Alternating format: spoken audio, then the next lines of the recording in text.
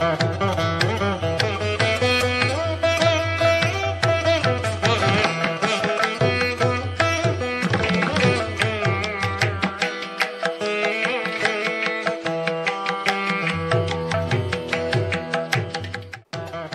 ಓಂ ಗುರುಭ್ಯೋ ನಮಃ. ಆತ್ಮೀಯರೆಲ್ಲರೂ ಕೂಡ ನಮಸ್ಕಾರ. 2025 ನೂತನ ವರ್ಷಕ್ಕೆ ತಮ್ಮೆಲ್ಲರಿಗೂ ಸಹ ಶುಭಾಶಯಗಳು. ನೋಡಿ, ಈಗ ತುಲಾ ರಾಶಿಯವರಿಗೆ ಈ ಒಂದು ವರ್ಷದಲ್ಲಿ 2025ರಲ್ಲಿ ಯಾವ ರೀತಿ ಇರುತ್ತೆ ಅನ್ನೋದನ್ನು ನಾವು ನೋಡೋಣ.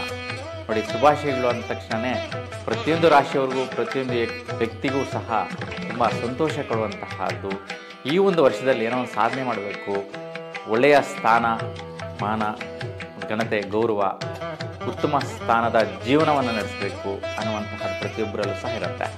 ಆ ಒಂದು ಆಶಯಗಳಲ್ಲಿ ಮುಖ್ಯವಾಗಿ ತುಲಾರಾಶಿಯವರಿಗೆ ಈ ವರ್ಷದಲ್ಲಿ ಯಾವ ರೀತಿಯ ಫಲಾಫಲಗಳು ಗ್ರಹಗಳ ಒಂದು ಸಂಚಾರದಿಂದ ಅವು ಬದಲಾಗುವಂತಹ ಸಮಯದಿಂದ ಏನೆಲ್ಲ ಚೇಂಜಸ್ ಬರುತ್ತೆ ತುಲಾರಾಶಿಯವರಿಗೆ ಅನ್ನುವಂಥದ್ದು ನಾವು ನೋಡೋಣ. ನೋಡಿ, ಮುಖ್ಯವಾಗಿ ನೀವು ವಿದ್ಯಾರ್ಥಿಗಳಿಗೆ ಗಮನಿಸೋಣ. ಏಕೆಂತಂದರೆ ವಿದ್ಯಾರ್ಥಿಗಳಿಗೆ ಶನಿಯ ಪ್ರಭಾವ ಉತ್ತಮವಾದಂತಹ ಫಲ ಸುಮಾರು 2 ವರ್ಷಗಳಿಂದ ಕೊಟ್ಟಿದೆ. ಆ ಒಂದು ಪ್ರತಿಫಲ ನಿಮಗೆ ಈ 2025 ಮಾರ್ಚ್ 29ನೇ ತಾರೀಕುವರೆಗೂ ಕೂಡ ಉತ್ತಮ ಸ್ಥಿತಿಯಲ್ಲೇ ಪ್ರತಿಫಲ ಸಿಗುತ್ತೆ. ಯಾಕೆಂತಂದರೆ ಶನಿ ಯಾವುದೇ ರೀತಿ ಕೆಡುಕು ಪ್ರಭಾವ ತೊಂದರೆ ಮಾಡೋದಿಲ್ಲ. ಏಕೆಂತಂದರೆ ಕುಂಭರಾಶಿ ರಾಶಾಧಿಪತಿನೇ ಶನಿ. ಹಾಗಾಗಿ ನಿಮ್ಮ ರಾಶಿಯಿಂದ ಪಂಚಮ ಸ್ಥಾನದಲ್ಲಿರ್ತಕ್ಕಂತಹ ಶನಿಯ ಪ್ರಭಾವ ವಿದ್ಯಾರ್ಥಿಗಳಿಗೆ ಉನ್ನತವಾದಂತಹ ಅಭಿವೃದ್ಧಿದಾಯಕವಾದಂತಹ ವ್ಯಾಸಂಗದಿಂದ ವೃತ್ತಿಯೋಗ್ಯ ಬಲ ಇವೆಲ್ಲವೂ ಕೂಡ ಕೊಟ್ಟಿರ್ತಕ್ಕಂತಹ ಶನಿಯ ಪ್ರಭಾವ.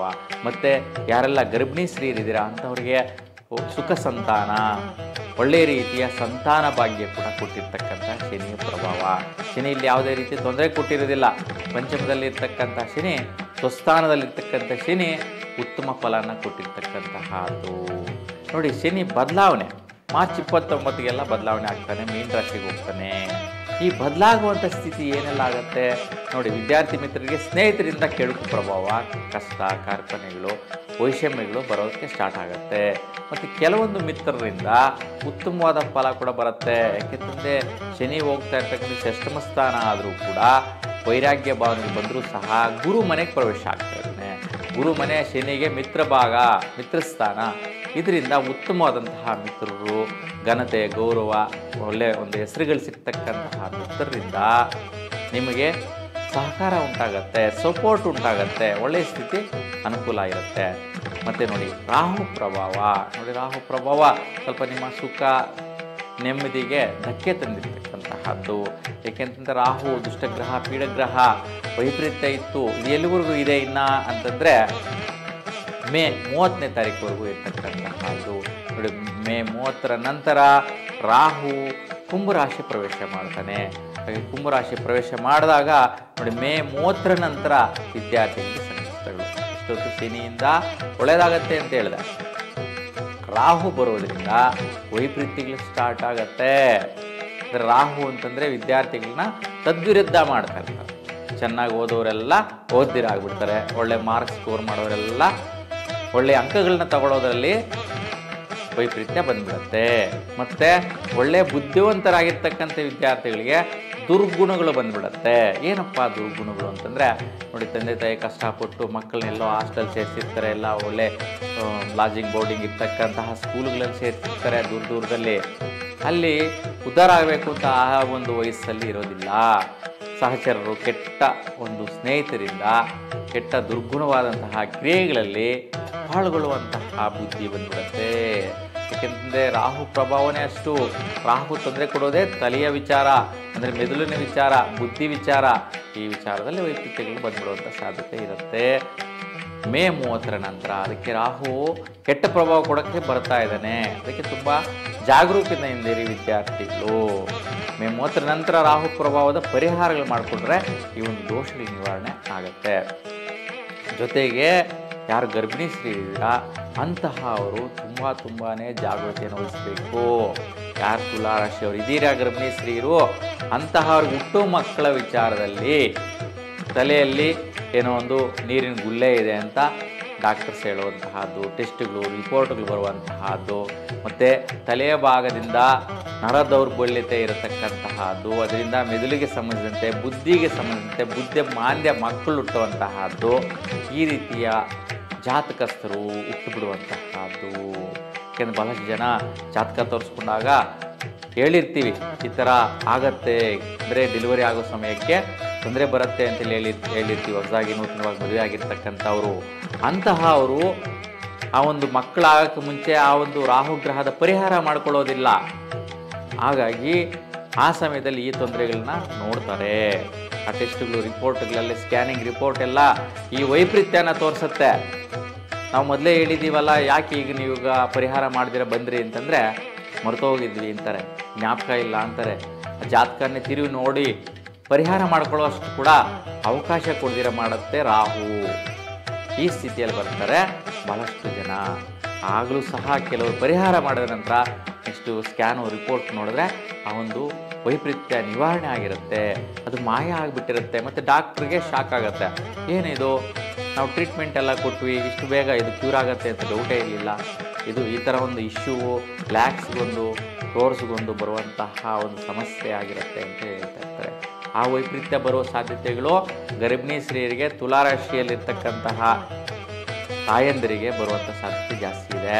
ಯಾಕೆಂದರೆ ರಾಹು ಪ್ರಭಾವ ಅಷ್ಟೊಂದು ವೈಪರೀತ್ಯ ಕೊಡ್ತಾರೆ. ಹಾಗಾಗಿ ರಾಹುಗ್ರಹದ ಪರಿಹಾರ, ದುರ್ಗಾದೇವಿಯ ದರ್ಶನ ಮಾಡಿ. ಗರ್ಭಿಣಿ ಸ್ತ್ರೀಯರಾದಾಗ ದೇವಿಯನ್ನು ದರ್ಶನ ಮಾಡೋಕ್ಕೆ ಆಗೋದಿಲ್ಲ, ಯಾಕೆಂತಂದರೆ 5 ತಿಂಗಳವರೆಗೂ ಮಾತ್ರ ಏನಾದರೂ ಒಂದು ಗ್ರಹ ಶಾಂತಿಗಳು ಮಾಡ್ಕೋಬೋದು. ತದನಂತರ ಗರ್ಭಿಣಿ ಸ್ತ್ರೀಗೆ 5 ತಿಂಗಳ ನಂತರ ಒಂದು ಅವರು ಶುಶ್ರೂಷೆಯಲ್ಲಿರ್ತಕ್ಕಂತಹದ್ದು, ಅಂದರೆ ಗರ್ಭಿಣಿ ಸ್ತ್ರೀಯರಿಗೆ ಕೆಲವೊಂದು ಆರೋಗ್ಯ ಸ್ಥಿತಿಯಲ್ಲಾಗಿರ್ಬೋದು, ದೈಹಿಕವಾಗಿ ಸ್ವಲ್ಪ ಅಶುಚಿಯಲ್ಲಿರ್ತಕ್ಕಂಥ ಸ್ಥಿತಿ ಇರ್ತಕ್ಕಂತಹದ್ದಾಗಿರುತ್ತೆ. ಅದರಿಂದ ಸ್ವಲ್ಪ ಆವಾಗ ಪರಿಹಾರಕ್ಕೆ ಬರೋದಿಲ್ಲ. ಆದರೆ ಆ ಒಂದು ಶಕ್ತಿ ಮಾತೆಯ ಒಂದು ಸಂಕಲ್ಪ ಮಾಡ್ಕೊಳ್ಳಿ.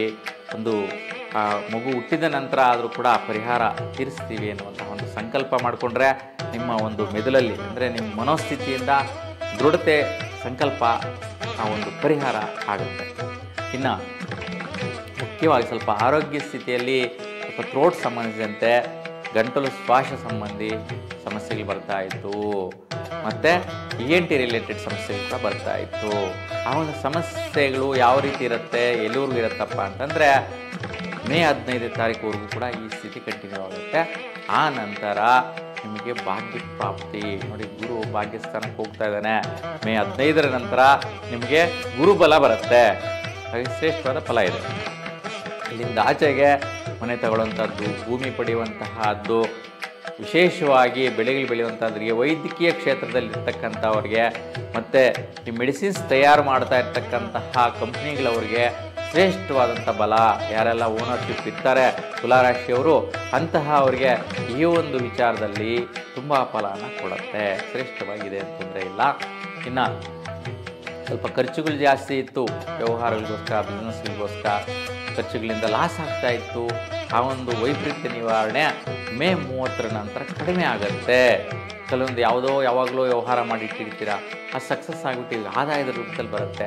ಯಾವುದೋ ಸೆಟಲ್ಮೆಂಟ್ ಆಗುತ್ತೆ, ಕೋರ್ಟ್ ಕಡೆಯಿಂದ ನಿಮಗೆ ಆರ್ಡರ್ ಬರುತ್ತೆ, ಆ ಆರ್ಡರ್ ಕಾಪಿಯಿಂದ ನಿಮಗೆ ಆದಾಯ ಬರುವಂಥದ್ದು, ಬೆನಿಫಿಟ್ ಬರುವಂತಹದ್ದು, ಯಾವುದೋ ಒಂದು ಸಮ್ ಆಫ್ ದಿ ಅಮೌಂಟ್ ಬರುವಂತಹದ್ದು, ಯಾವುದೇ ಒಂದು ವಿಚಾರ ಆಗಿರೋದು ನಿಮ್ಮ ಜೀವನದಲ್ಲಿ, ಆ ಒಂದು ಕೇಸು ಕೋರ್ಟ್ ವ್ಯವಹಾರ ಒಪ್ಪಂದಗಳು ಇತ್ಯರ್ಥ ಆಗಿ ಸೆಟಲ್ಮೆಂಟ್ಸ್ ಆಗಿ ಅದರಿಂದ ದುಡ್ಡು ಬರುವಂತಹ ಸಾಧ್ಯತೆ ನಿಮ್ಮದಾಗಿರುತ್ತೆ. ಈ ವಿಚಾರದಲ್ಲಿ ಉತ್ತಮ ಫಲ ಇದೆ, ಯಾವುದೇ ವೈಪರೀತ್ಯಗಳಿಲ್ಲ.